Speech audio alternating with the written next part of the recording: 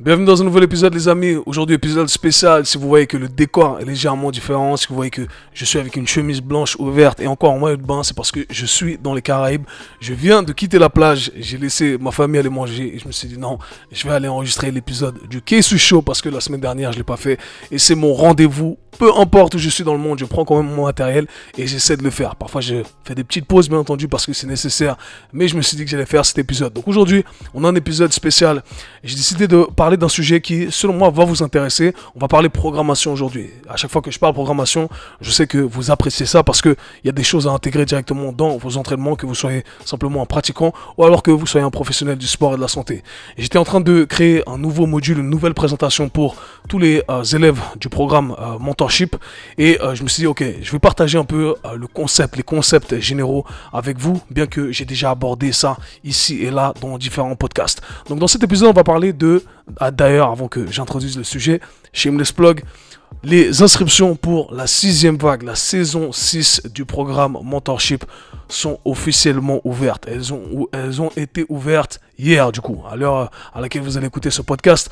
Depuis hier, c'est ouvert. Les inscriptions partent très vite. Il ne reste plus que quelques places, tout simplement parce que les inscriptions, les pré-inscriptions ont été offertes à ceux qui sont inscrits à ma liste email. Donc, quand vous êtes inscrit à ma liste email, vous aurez toujours des avantages. Donc, rejoignez la liste email si ce n'est pas encore fait. Donc, voilà, tout ça pour vous dire que les premiers arrivés, les premiers servis, les places sont limitées. Si vous voulez ramener votre carrière au next level, eh bien, le programme a été fait pour vous. Je vous laisse aller regarder les témoignages. C'est pas moi qui le dis, ce sont les élèves qui le disent. Voilà, on est à 400 élèves à peu près qui ont fait le programme Mentorship. Donc, ne ratez pas cette occasion. Je me réjouis de partager avec vous et de l'alimenter à chaque fois un peu plus. Du coup, je vais vous parler du concept d'aujourd'hui qui va être bien entendu plus élaboré pour tous les élèves du programme. J'aimerais vous parler de ce concept que j'aborde souvent, que j'appelle la dose minimale effective. En anglais, si vous êtes plutôt dans la littérature et dans le contenu anglophone, ce qu'on appelle de minimum effective dose. Et j'aimerais parler d'un deuxième concept qu'on appelle le maximum recoverable volume, donc le volume maximal récupérable, dont on arrive à récupérer.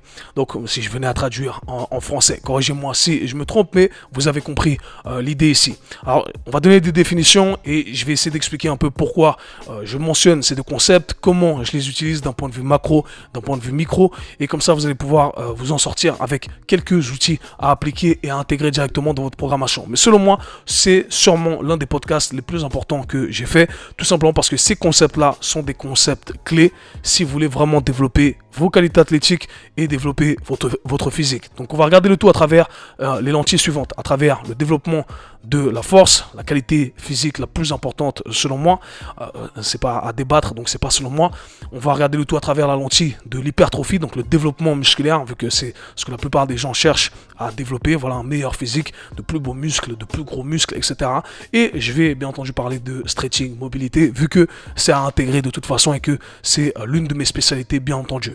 Donc l'idée ici, c'est vraiment de vous donner les concepts de manière globale. Commençons par les définitions. Lorsqu'on parle de dose minimale effective, eh bien on parle du signal minimum qui va permettre d'engendrer une adaptation, donc une nouvelle adaptation, ou alors du signal minimum permettant de maintenir une adaptation créée au préalable. Lorsqu'on parle de dose du maximum recoverable volume, le volume maximal récupérable, et bien là on parle du volume maximal, donc la quantité maximale qu'on peut effectuer et dont on arrive à récupérer. C'est-à-dire qu'au final, il y a un spectre ici. De manière générale, j'ai souvent abordé ça, mais si on n'en fait pas assez, eh bien on n'a pas d'adaptation. Il n'y a rien qui va changer. Si on en fait trop, malheureusement, ça porte préjudice à nos adaptations. J'aime bien utiliser la métaphore du soleil. Lorsqu'on s'expose au soleil, si on reste 5 minutes au soleil, eh bien, ça ne va pas faire grand-chose. On ne va pas bronzer, il ne va pas y avoir d'adaptation. Okay. Maintenant, si on reste 5 heures au soleil, eh bien, éventuellement, c'est trop et on peut avoir un coup de soleil. Donc, il y a un spectre entre les 5 minutes et les 5 heures. On doit savoir où se situer en nombre, en termes de quantité. Et ça va être propre à chacun pour certains aspects. Donc, je vais aborder tout ça. C'est un peu complexe. Il y a beaucoup d'informations. N'hésitez pas à prendre une feuille et un stylo pour prendre tout ça en note, bien entendu. Donc, déjà, en surface, lorsque je mentionne ces deux concepts paraissent être opposés. C'est-à-dire comment on peut parler de dose minimale effective et de dose maximale qu'on peut effectuer. ça paraît complètement absurde d'utiliser ces deux concepts-là. Mais en fait, non. Ces deux concepts ne sont pas opposés et ne doivent pas être opposés. Au contraire, ils sont complémentaires. Je m'explique. Lorsque on cherche à développer certaines qualités, qu'on cherche à développer certains tissus, peu importe, eh bien, ce qu'il faut connaître, ce qu'il faut savoir et qu'il faut garder en tête en tout temps, c'est qu'on ne peut pas tout développer en même temps. Et ça, c'est un discours que j'ai depuis très longtemps et je pense être l'un des premiers à l'avoir dit clairement. Et j'ai toujours été frustré quand je voyais ces programmes où on faisait des cycles de force, où on faisait... premier exercice, un 3RM. Deuxième exercice, un 3RM au bench. Troisième exercice, un 3RM au deadlift. Quatrième exercice, un 3RM aux tractions. Alors, comme ça paraît bien. On se dit, on fait de la force partout sur tous les exercices. Mais au final, en voulant faire de la force sur tous les exercices, eh bien, selon moi, le seul exercice sur lequel c'est pertinent et sur lequel on a vraiment créé l'adaptation souhaitée, c'est-à-dire produire un maximum de force et développer ce seuil, eh bien, c'est le premier exercice. Parce que le reste, au final, on n'est pas vraiment sur du 3RM. Je débattrais quiconque ici que on n'est pas vraiment sur son 3RM. Alors oui, on fait du 3 rep éventuellement, mais c'est pas son vrai 3RM. Parce que la quantité d'énergie qu'on a à disposition, eh bien, elle est limitée. On ne peut pas faire du maximum, du 90% à 100% sur tous les exercices. On le sait pertinemment, on est beaucoup plus fatigué en fin de séance qu'en début de séance. Donc voilà pourquoi je trouve que ces programmes n'ont aucun sens et pourquoi mon discours a toujours été, depuis mes podcasts, depuis fin 2018 quand j'ai commencé, on ne peut pas tout développer en même temps. Maintenant, ne pas tout développer en même temps, ça ne veut pas dire qu'on doit se restreindre à un truc uniquement.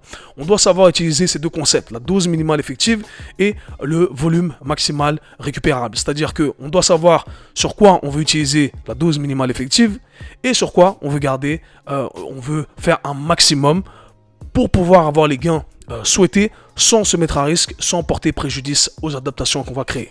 Je m'explique ici.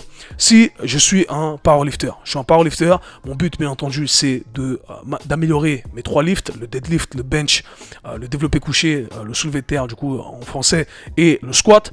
Du coup je sais que voilà c'est un skill, donc en plus de l'aspect charge qu'on doit développer, bien un aspect technique, d'accord, c'est comme le sprint, les gens pensent qu'il suffit de courir à fond, il suffit de lever une barre, non, il y a un aspect technique, ce sont des sports à part entière. Qui dit sport à part entière dit certaines techniques, certains détails qu'on doit maîtriser. Et qui dit skill, eh bien dit qu'on doit pratiquer ça souvent. Mais ça a un coût. Si on en fait trop, eh bien éventuellement on a ces adaptations négatives où ça vient contrer ces adaptations qu'on aimerait avoir. Du coup, on aimerait faire le max sur ce qu'on cherche à développer parce que c'est notre sport. Et en contrepartie, on ne veut pas perdre de sa mobilité, on ne veut pas perdre de sa santé articulaire. Donc on veut utiliser la dose minimale effective pour l'aspect mobilité, l'aspect stretching, appelez ça comme vous le souhaitez. Ok, c'est un exemple ici pour vous montrer qu'on doit savoir utiliser ces deux concepts en tout temps dans notre programmation, tous les jours, à chaque entraînement, pour savoir exactement quelle est la dose qu'on va attribuer au développement d'une chose et à la maintenance ou au développement d'une autre chose. C'est comme ça qu'on doit voir le tout. Si je prends l'exemple des athlètes de terrain, j'ai toujours parlé de dose minimale effective, surtout pour les athlètes de terrain parce que c'est la grande population que j'entraîne, les joueurs de basket de haut niveau, les joueurs de foot de haut niveau, les combattants, etc. Eh bien, au final, ce qu'on va faire en salle de sport, pour le développement de force, le développement de vitesse, d'endurance, etc., eh bien, on doit se dire, ok, quelle est la dose minimale effective? C'est pas mon sport. Je dois juste utiliser ces outils en plus pour me dire, ok, comment je peux rajouter tout ça et comment je peux continuer à pratiquer mon sport de terrain, boxe, peu importe ce que vous souhaitez, en y mettant un maximum de volume. Parce que finalement, on sait que le volume, plus on accumule de volume, plus on va s'améliorer en termes de pratique. Ok ? À condition, bien entendu, de ne pas en faire trop. Donc voilà comment on doit utiliser ces deux concepts. Encore une fois, c'est très conceptuel ici. Il faut savoir adapter le tout et, bien entendu, individualiser le tout. C'est le terme que je cherchais ici. Donc j'ai pris quelques notes ici pour essayer d'être le plus concis possible et essayer de vous donner des informations vu que je garderai la présentation la plus poussée pour les professionnels du sport et de la santé qui feront mon programme Mentorship. Donc l'idée ici, c'est déjà de comprendre qu'il y a plusieurs variables à prendre en considération. Il y a, bien entendu, le volume total qui est très complexe. On met beaucoup d'accent sur le volume dans le monde dans l'industrie du fitness et sûrement c'est beaucoup moins pertinent que ce qu'on croit si on ne prend pas d'autres variables en considération. Je donne un exemple pour le développement de triceps. Si le volume était la seule chose à prendre en considération, eh bien selon moi on néglige plein de trucs. C'est ce que je voulais dire. Si je parle de développement hypertrophique des triceps et que je vous dis ok, le volume c'est tout ce qui compte, eh bien si on prend quelqu'un qui fait 5 séries de tricep extension, donc à la poulie, on fait les extensions triceps et on fait 4 séries de 20 répétitions à 20 kg. on va se retrouver avec un volume de, je sais pas, ça fait ceux qui veulent faire les calculs rapides, quoi, 1500, 1600, 1600. Ok, le tonnage, ça va être 1600. Maintenant, si je fais 2 séries ou 3 séries de dips lestés très lourds à, je sais pas, 60, 70 kilos, ok, de 70 kilos, eh bien, j'ai un volume qui est beaucoup plus bas, mais selon moi, on a une adaptation qui sera beaucoup plus favorable. Selon moi, encore une fois, c'est pour ça que le volume pris en isolation, c'est pas très important. Il y a plein d'autres variables à prendre en considération. Je vais aborder certains détails ici et là, mais c'est ce qu'il faut garder en tête. Le volume en isolation, c'est beaucoup moins important que ce qu'on croit. On en fait beaucoup trop dans l'industrie et on y accorde beaucoup trop d'importance, selon moi. Quoi qu'il en soit, il y a toutes ces variables à prendre en considération. Volume, intensité, si on veut prendre encore une fois le temps passé sous tension et la fréquence. Donc, ce qu'on va faire, c'est déjà qu'on va garder ces variables-là en tête, qu'on va aborder rapidement. Okay. Maintenant, il y a un autre truc qu'il faut garder en tête, et ça je l'ai déjà mentionné ici et là, c'est que peu importe quel concept on cherche à appliquer, on doit l'appliquer soit pour du développement, soit pour de la maintenance. C'est aussi simple que ça. Notre corps, on est tout le temps en train de perdre. Ok, c'est un principe de physique qu'on appelle l'entropie. Tous les systèmes dynamiques vivants sont constamment en train de se dégrader. Et notre corps, bien entendu, subit cette règle. C'est-à-dire que, en vrai, soit on crée plus, ou on crée mieux, soit on maintient, soit on perd. Alors si on fait rien, on perd. Notre but, c'est soit de maintenir ce qui a été acquis, soit de développer plus. Donc à chaque fois, je regarde le tout à travers ces lentilles-là. Soit je fais du développement, soit je fais de la maintenance.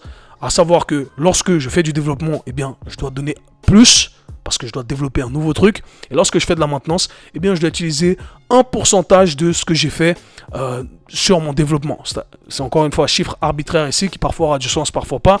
Mais imaginons que voilà, je dois faire 25% de ce que je faisais pour du développement, simplement pour maintenir une autre qualité. Une qualité que j'ai développée par le passé. Ok, c'est simplement quelque chose à garder en tête. Donc on veut garder développement et maintenance. Maintenant, laissez-moi revoir mes notes parce que j'ai pris pas mal de notes pour ne pas dire de bêtises ici. Donc, ce que j'ai voulu faire, c'est que je vais illustrer ces deux concepts en parlant de maintenance, encore une fois, et de développement, mais surtout en illustrant, en parlant de force, d'accord, en parlant d'hypertrophie et en parlant de stretching slash mobilité. Bien que ça ne soit pas exactement la même chose, mais on va le mettre dans une catégorie ici pour rendre le tout le plus simple possible. Quand je parlais d'un point de vue macro, je vais parler de la fréquence, donc le nombre de fois qu'on va répéter un entraînement. Et quand je parlais d'un point de vue micro, je vais parler des autres détails qui ont leur importance. Et là, on va plutôt s'attarder sur l'intensité. Donc fréquence et intensité sont les deux variables sur lesquelles on va s'attarder parce que selon moi, ce sont les plus importantes ici. Donc commençons directement par le développement de la force. Okay, donc on parle de force et on va parler de développement. Donc la question ici qu'il faut se poser en parlant de dose minimale effective. Je vais dans tous les sens, veuillez me pardonner, je suis en vacances ici, mais j'essaie de faire de mon mieux. Donc on va se concentrer sur la dose minimale effective. Quelle est la dose minimale effective qu'il faut effectuer pour la catégorie force? Commençons par le développement. Eh bien, selon moi, encore une fois, ici c'est basé sur mon expérience personnelle, sur moi-même, sur des centaines de clients, parce que je le rappelle, je suis quelqu'un qui entraîne des vrais gens dans la vraie vie et qui encore entraîne des athlètes dans la vraie vie, et de coachs de renommée de qui j'ai appris, et bien entendu en me basant sur de l'évidence scientifique. Donc à chaque fois, quand je vous parle, je mentionne tout ça. Alors bien entendu, je ne peux pas vous citer chaque personne, chaque phrase de chaque personne, chaque phrase de chaque étude que j'ai lue. Ça ne fonctionne pas comme ça et je pense que c'est complètement stupide de penser de cette façon-là, ceux qui veulent qu'on cite chaque chose qu'on dit. C'est complètement absurde et c'est pas comme ça que ça fonctionne. Anyhow, petit coup de gueule ici. Donc pour le développement de la force, selon moi, eh bien, ce qu'on aimerait faire, c'est au moins 1 à 2 fois dans la semaine. Donc on aimerait, la dose minimale effective, c'est faire un entraînement axé sur de la force et particulièrement un exercice, d'accord, ou une catégorie d'exercices une fois dans la semaine où on va pousser à l'échec. J'ai déjà fait un épisode là-dessus. Allez réécouter les anciens podcasts. J'en ai fait tellement que je ne me rappelle plus duquel. Mais un top 7 à l'échec, c'est suffisant selon moi pour le développement de la force. Donc on va à l'échec.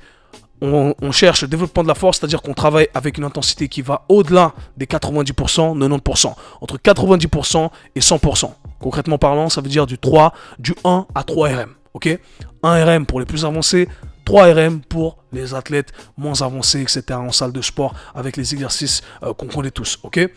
Et éventuellement 2 fois avec un rappel où on travaille plutôt avec une intensité autour des 80%.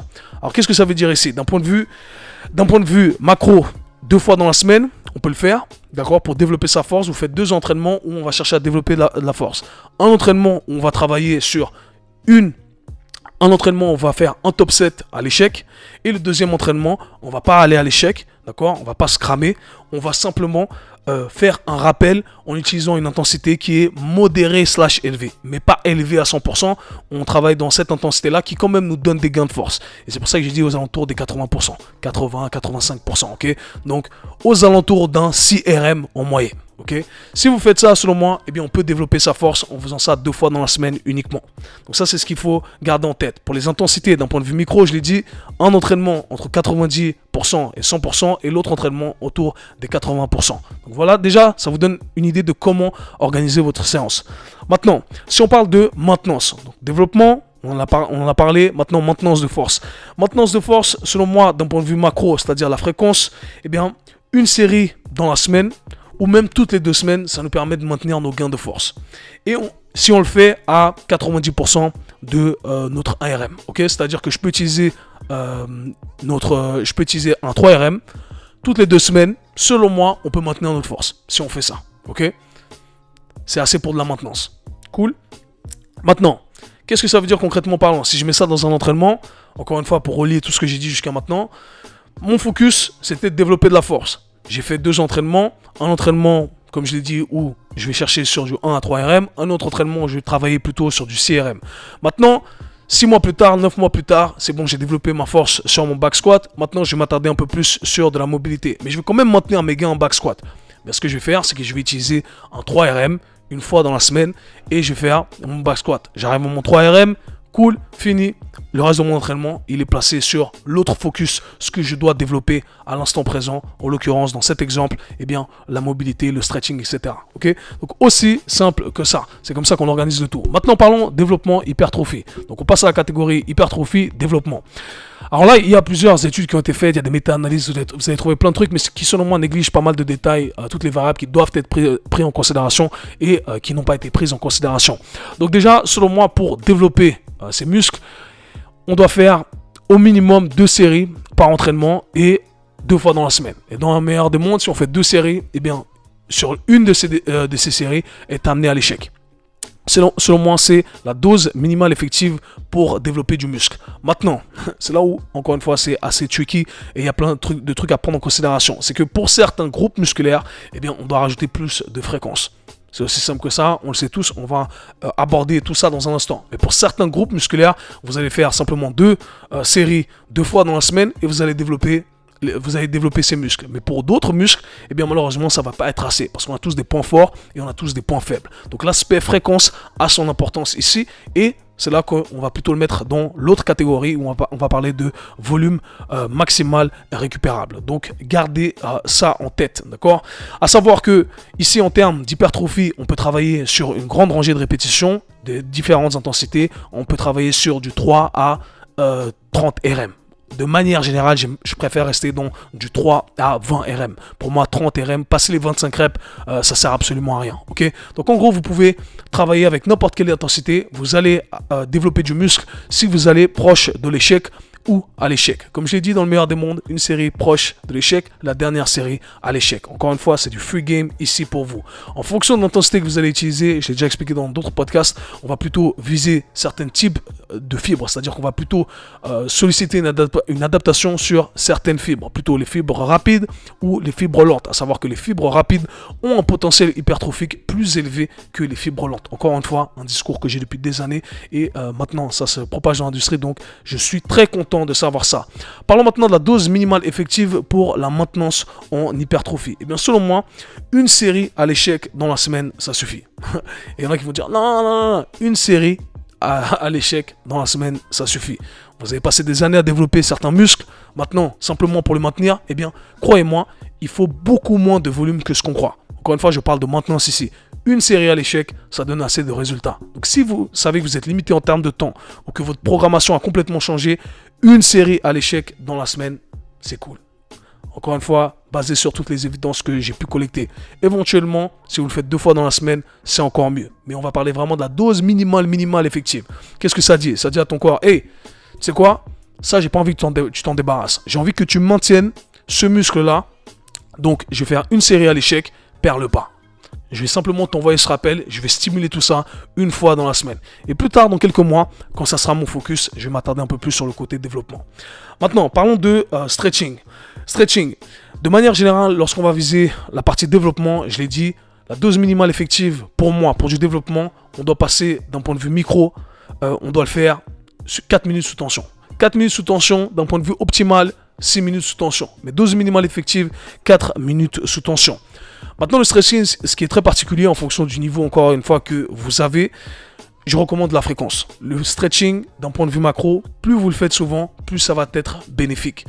Tous les jours, dans le meilleur des mondes. 3-4 fois dans la semaine, c'est idéal. 2 fois dans la semaine, même si vous tenez le temps optimal, malheureusement, selon mon expérience, eh bien, vos gains vont être limités. Sauf si vous dédiez une session entière en rajoutant du travail de mobilité, etc. Là, ça peut être intéressant. Donc là, ça devient vraiment du travail de force plus poussé.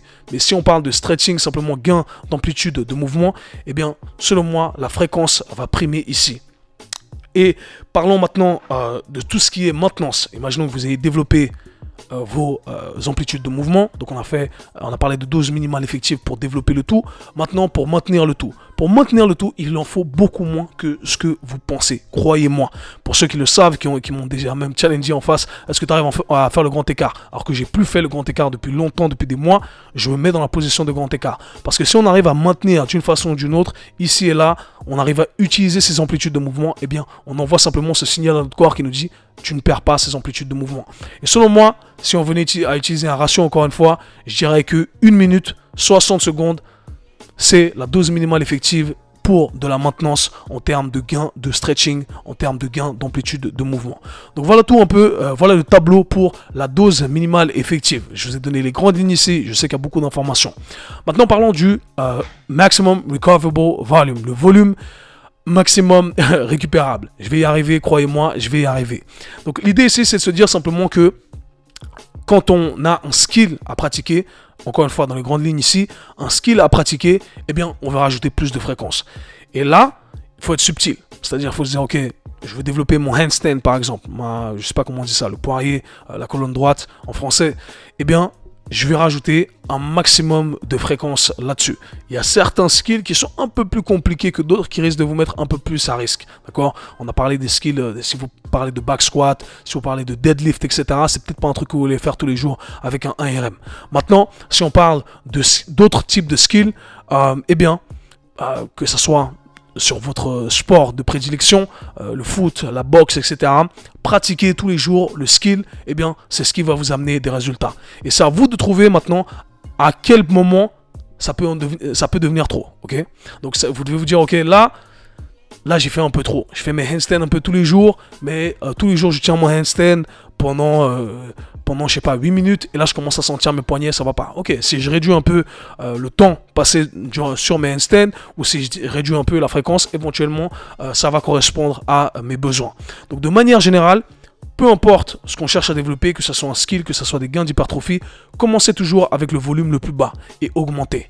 Du coup, en parlant d'hypertrophie, comme j'ai dit, on a une grande rangée. On a un grand spectre qui est propre à chacun. Certaines personnes ont besoin de 2 séries, 3 séries, 5 séries dans la semaine. D'autres personnes ont besoin de 10 séries dans la semaine. Et ça va dépendre de l'individu. Ça va dépendre de certains groupes musculaires en prenant en considération encore l'individu. Et c'est pour ça que j'aime pas les volumes arbitraires qui sont donnés dans l'industrie où on dit ok, pour les pecs, il faut 15 séries dans la semaine. Pour le dos, il faut 18 séries dans la semaine. Tout ça, c'est des conneries. Ok? Pourquoi c'est des conneries? Parce que de toute façon, on ne vise pas forcément les mêmes lignes de tissu en fonction des exercices qu'on sélectionne. Donc on pourrait très bien faire 50 séries dans la semaine et viser légèrement différentes parties des pecs, légèrement différentes parties des dorsaux. Je garderai ça pour un autre épisode, mais ceux qui connaissent un peu ma philosophie, eh bien, vous voyez que tout ça, c'est des nombres arbitraires qui ne vous correspondent absolument pas. Donc de manière générale, ce que vous voulez garder en tête, si votre but c'est de développer de la masse musculaire, le côté hypertrophie musculaire, eh bien il faut se dire, ok, je vais partir sur la dose la plus basse. On va partir sur, encore une fois, on garde en tête la dose minimale effective, 2 fois dans la semaine, 2 séries, dont une amenée à l'échec, pour des gains hypertrophiques. C'est ma base, c'est la dose minimale. À partir de là, je peux rajouter plus. Ok, je vais partir sur 3 séries cette fois-ci, 2 fois dans la semaine. Comment je me sens avec 3 séries 3 séries jour 1, 3 séries jour 2. Ah, je me sens bien. Je sens que en fait, je peux récupérer et je sens que mes tissus ont besoin de plus pour être développés. Ok, ben là cette fois-ci, je vais rajouter plus de fréquences. Et là, je vais faire 3 fois dans la semaine, 3 séries jour 1, 3 séries jour 2, 3 séries jour 3. Et là, petit à petit, eh bien, vous construisez quelque chose qui ressemble plus à ce qui va vous correspondre. Et petit à petit, vous devez vous analyser. Vous devez vous dire, ok, j'entraîne mes biceps 2 fois dans la semaine. 2 fois dans la semaine, j'ai fait ma dose minimale effective en se basant sur ce que j'ai dit ici. Maintenant, c'est pas assez. Ok, 3 fois dans la semaine. Peut-être 4 fois dans la semaine. Peut-être 5 fois dans la semaine. Je vous donne à titre personnel mes épaules, mes levées latérales. Je travaille sur différentes angulations, bien entendu. Mais j'essaie de le faire au minimum 3 fois dans la semaine parce que je sais que c'est un point faible pour moi esthétiquement parlant et j'ai vu des gains énormes en rajoutant plus de fréquences. Donc comme quoi, à vous de juger. Certains diront à volume égal, et c'est ce que la littérature nous dit également, d'après mes dernières connaissances, que à volume égal, on s'en fout de la fréquence. Mais pour moi, ça n'a aucun sens de dire ça parce qu'il y a plein d'autres variables qui sont négligées, bien entendu. Mais aussi, d'un point de vue pratique, ça n'a pas de sens. Parce que, ok, faire 15 séries d'élévation latérale en un entraînement, c'est complètement ridicule. D'accord ? Qui va faire 15 séries d'élévation latérale en un entraînement ? Mieux vaut les répartir dans la semaine. Donc d'un point de vue pratique, c'est beaucoup plus intelligent, ça fait beaucoup plus de sens selon moi. Encore une fois, c'est comme si je vous disais rester 5 heures au soleil et éventuellement c'est la même chose que faire 5 fois 1 heure. Alors on sait qu'on ne parle pas exactement de la même chose, qu'il y a d'autres facteurs à prendre en considération, mais quoi qu'il en soit, je pense que conceptuellement, c'est la même chose qui s'applique ici. Donc voilà comment vous devez garder ces deux concepts en tête. Je sais que je suis parti un peu dans tous les sens, mais je pense avoir partagé des trucs qui sont super intéressants. D'un point de vue programmation, vous devez simplement connaître, ok, qu'est-ce que je veux faire? Qu'est-ce que je veux développer? Qu'est-ce que je veux maintenir? Maintenant, ce que je veux développer, qu'est-ce que je veux utiliser là? La dose minimale effective, parce que j'ai d'autres activités sur le côté, ou alors je peux me permettre, parce que c'est mon activité principale, d'utiliser le volume maximal récupérable. Ok, je vais utiliser le volume maximal récupérable. Maintenant, j'ai pas envie de perdre des trucs que j'ai développés par le passé. Et bien là, je vais utiliser la dose minimale effective pour le côté maintenance des qualités, des choses que j'ai développées par le passé. Et à partir de là, eh bien, vous créez déjà votre programmation. Votre programmation est faite comme ça. De cette façon-là, ce n'est pas des exercices au bol, il y a un processus de pensée derrière. C'est-à-dire que vous savez exactement comment créer l'ordre qui correspond à ce que vous voulez achever en fonction de tous les paramètres qu'on a mentionnés. Donc voilà les amis, j'espère que cet épisode pourra vous aider encore une fois. Si vous réécoutez tous les autres podcasts que j'ai fait par le passé, j'ai fait j'ai abordé ces sujets ici et là. C'est ce qui va vous permettre de connecter tous les podcasts. Pour les autres, je vous retrouve dans le programme Mentorship pour tous les professionnels du sport et de la santé. Et pour tous ceux qui ne sont pas, qui sont simplement des enthousiastes, eh bien, il y a mes programmes fitness qui sont à disposition et seront à disposition à l'heure à laquelle vous allez écouter ce podcast. La semaine prochaine, il y a une nouvelle pépite qui sort pour vous. Donc restez connectés. Moi, je me réjouis de partager avec vous et nous, on se voit /parle très bientôt. Peace.